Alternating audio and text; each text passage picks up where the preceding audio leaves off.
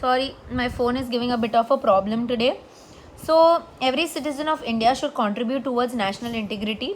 So what they're saying, it's the duty of every citizen to make sure that we protect the unity of our nation, integrity or the respect of our nation and sovereignty, so that it remains at peace, security, communal harmony.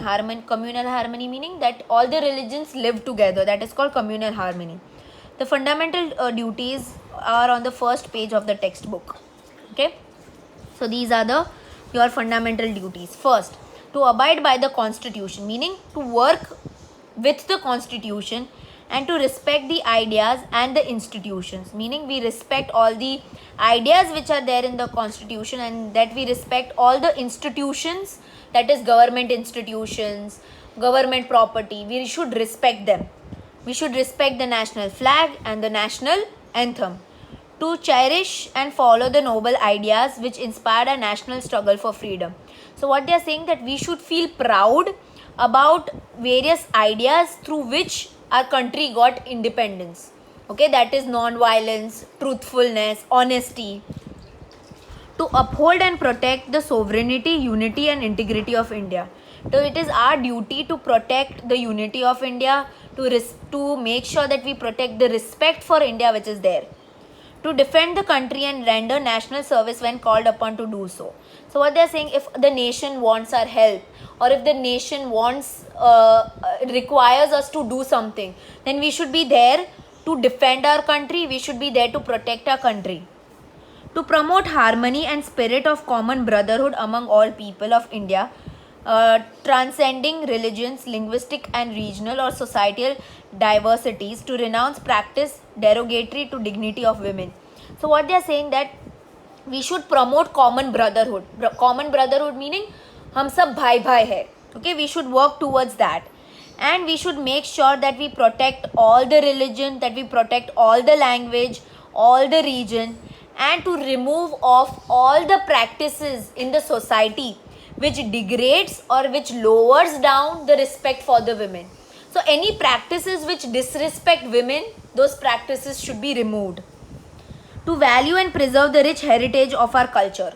Our culture is very rich, our heritage is very rich. We need to value it, we need to protect it. To protect and improve the natural environment, including forest, lake, river, wildlife, and to have compassion for living creatures.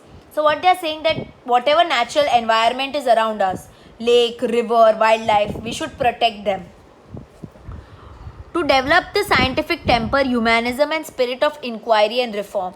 So we should develop an attitude wherein we should be very interested in science. We should be very interested in humanism. Humanism meaning work towards development of human beings. And spirit of inquiry. Spirit of inquiry meaning कि we should have such knowledge that अगर આપણે કોઈ problem છે કે આપણે કંઈક પણ issue છે તો એના ઉપર આપણે ક્વેશ્ચન કરી શકીએ એવું આપણું માઇન્ડ હોવું જોઈએ.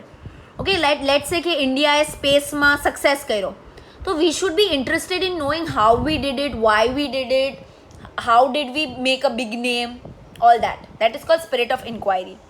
To safeguard public property and abjure violence. To make sure that we protect all the public property, that is bus stop, trains, gardens, and to abjure violence, meaning remove of violence. To strive towards excellence in all spheres of individual and collective activity, so that the nation constantly rises to the higher level of endeavor and achievement. So work towards excellence. Okay, that we as an individual, we as a person should work towards excellence, or we should work towards getting good progress in our life. Okay, and we should work towards taking our nation also forward and making sure that our nation reaches good height. Who is a parent or a guardian? To provide opportunities for education to his child, or in any case maybe what between age of 6 to 14 years. So what they are saying, that it is the duty of every parent or any guardian to make sure that they educate their child, especially when they are between the age of 6 to 14 years of age. 6th January is celebrated as Fundamental Duties Day in India. Of all these duties, some duties are backed by the law. So some duties have law behind it, some duties are just like that. The person violating it can be sentenced. If you don't follow these duties, you can be sentenced. A teacher should make an effort so that the students follow the duties and they become aware of their conscientiousness. So they are saying that it is the duty of us as teachers that we educate you all, that you know about your duty and that you should also follow your duties well. It is our duty and responsibility as a citizen to see that various social evils and customs prevailing in the society should be eradicated, like untouchability, child labor, women exploitation, dowry, female feticide, ill customs, superstitions. So they are saying that it is our duty, it is our responsibilities that all the bad things that are happening in the society should be removed. Okay, social evils meaning all the bad things happening in a society should be removed, like untouchability. Untouchability, chuta. That is called untouchability should be removed. Child labor. Okay, when you force a child to work at your house who is below the age of 14 years. Women exploitation, that is women being sold off, women being used for other purposes. Okay, dowry એટલે દહેજ પ્રથા. Female ફીટીસાઇડ એટલે જ્યારે છોકરું પેટમાં હોય અને ખબર પડે કે baby is a girl, then they kill it. That is called female feticide. Okay, so all these ill customs એટલે all these bad practices, all these superstitions એટલે અંધવિશ્વાસ, all these things should be removed off. These duties are directive in conveying that what is sensible and aware citizen must do. So what they are saying that these duties make every citizen of India feel aware about what they should be doing. If citizen propagates the importance and utilization of fundamental duties, then future citizens develop a feeling of national responsibility, international brotherhood, just and exploitation-free society. So they are saying that if we make every citizen of India realize what their duties are, what their role is, then it becomes easy for us to maintain peace. Okay, then all of us in the country will have feeling of brotherhood, and we can create a society which is a peaceful society. Okay, now we have directive principles of state policy. Directive principle of state policy have been incorporated in chapter 4 of the Constitution. So in chapter 4 of the Constitution talks about the directive principles of state policy. The objectives of the directive principle of the state policy is to guide the present and the future, central and the state governments in policy making in various policy related fields. So what they are saying is that directive principle of state policy are basically guidelines for the state government and the central government on what policies should be made, what laws should be made, and what things should be done towards the progress of the country. Okay, these principles are directives. Directive meaning they are guidelines. The state is not bound to fulfill them, meaning there is no jabardasti ke state government આ કરવું જ જોઈએ, but they are guidelines which can help them. Okay, but it's the moral responsibility of the state to keep these principles in the center of framing any policies.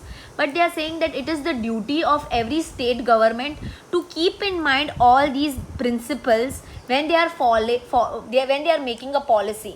So they should take help of these guidelines when they are forming a policy. Let's say you have a new camera, right? Digital camera છે, તમને એને use કરતા નથી આવડતું, ગમે એમ ફોટા પાડો છો તો એનો કાંઈ મતલબ નથી, રાઈટ? પણ અગર તમે એની બુક વાંચશો તો તમને ખબર પડશે, ઓકે આવી રીતના ફોટો પડાય, આવી રીતના કરાય, તો તમારા ફોટોસ બેટર રહેશે, right? Because they are helping you out, that book is helping you out. So similarly, directive principles of state policy help them out to make good policy, to make good decisions. The main objective of the principle is to see that any political, social or economic justice should be available to all. So what is the main aim of these principles? That political justice is there, justice etle insaf, social justice is there, and economic justice is there for everyone. Such a social structure should be established for fulfillment of objectives and the aims of the state. So they are saying that these directive principles are very, very important for fulfillment of all the objectives to make sure that the country progresses well. The principles serve as a guideline. These principles act like a guideline. There is no provision in the Constitution to implement these principles of the law. So no state government is forced to follow these principles, but it's good if they follow it. Okay. Dr. Babasaheb Ambedkar said to rule the regime, these principles are the foundation. They are saying for any government to rule properly, these principles or these policies are very, very important. Okay. So do it till here only. I don't know why they have extended it for no reason. The Indian Constitution has included directive principles of state policy in 4 sections of the amendment. So what are there? There are 4 sections there for the directive principles. The kind of country that we want to create, the kind of society we want to construct, that vision is reflected in these directive principles. So what does the directive principle talk about? The kind of country we should create, the kind of society that should we have, and the kind of vision that we should have is something that these directive principles talk about. The directive principles are actually directions given by the Constitution to the Union and the state government to adopt such policies that would help them to establish an unbiased society in our country. So what they are trying to tell you is that these directive principles of state policy are guidelines or helplines to central government and to the state government to make sure that we create a society that is equal for everyone, unbiased એટલે equal society for everyone. The primary aim of these principles is to establish social system based on social, economic and political justice. So what is the main aim of these principles? To make sure that we create a society that gives social justice, economic justice and political justice to everyone. These principles are not implemented, are about the implementation of objectives and ideals presented in preamble. So these principles are based on the ideals of preamble. What are the ideals of preamble? Democracy, secularism, equality, fraternity, liberty, justice. So these principles are based on that preamble. These principles are not included in Constitution of India. These principles do not serve legal rights or legal lacking or legal utilization. So what they are saying ke it's up to the state government to follow these principles or not. If they don't follow it, તો એવું નથી કે એ લોકો ઉપર case થશે કે government ઉપર action લેવામાં આવશે. No. They can follow it if they want to follow it. They don't want to follow it, it's up to them. These principles are channelized. These principles incorporate such rights are required for overall development of mankind. So they are saying, however, to make sure that a particular government progresses, to make sure a particular state progresses, to make policies or to make rules and regulation based on these principles is very, very important. But it's not compulsory to follow it. If you don't follow it, તો તમને જેલમાં કોઈ નહીં નાખી દે.